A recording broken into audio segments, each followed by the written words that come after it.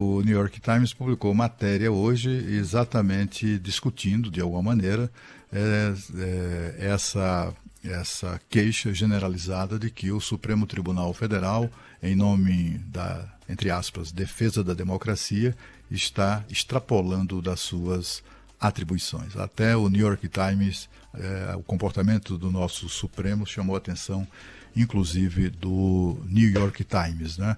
E não só, eu acho que não é o Supremo apenas, mas também o Tribunal Superior Eleitoral, né? Essas cortes, mas principalmente o TSE, estabeleceu um regime de exceção no Brasil nesse período. Essa expressão era muito usada na época do regime militar, inclusive pelos próprios defensores da ditadura, né? Quando eles diziam, para não usar a expressão ditadura, diziam que era regime de exceção. E é exatamente o que está acontecendo no Brasil. O que é o regime de exceção? É quando direitos fundamentais são suprimidos, são suspensos, são ignorados. Exatamente o que tem acontecido no Brasil em relação a questões fundamentais, preceitos constitucionais, cláusulas pétreas como o direito à liberdade de expressão, por exemplo, né? A gente assiste no TSE decisões que conflitam com esses interesses e com a imparcialidade, sobretudo, né? A gente vê, por exemplo, a decisão neste fim de semana do ministro, que não surpreendeu, né? O ministro corregedor do TSE, que, aliás, foi nomeado pelo ex-presidente Lula para o Superior Tribunal de Justiça e hoje representa o STJ, talvez não por acaso, no TSE, na condição de corregedor. O ministro proibiu o presidente Jair Bolsonaro de gravar ou de transmitir a partir da residência oficial do Palácio Alvorada, onde ele tem feito, e também do Palácio Planalto, se ele quisesse, para não deixar dúvida, né?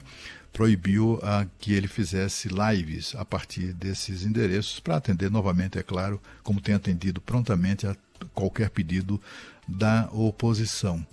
O fato é que quando Dilma foi candidata à reeleição, ela fazia lá do Alvorada uma coisa que caiu em desuso, que era uma espécie, era digamos assim, era uma versão da live naquela ocasião, que era uma coisa, uma ferramenta oferecida pelo Facebook, que chamava Face to Face. E ela usava essa tecnologia com maior legitimidade, né? Até era uma coisa legal, a presidente da República dialogando lá com as pessoas, falando, etc., nas redes sociais.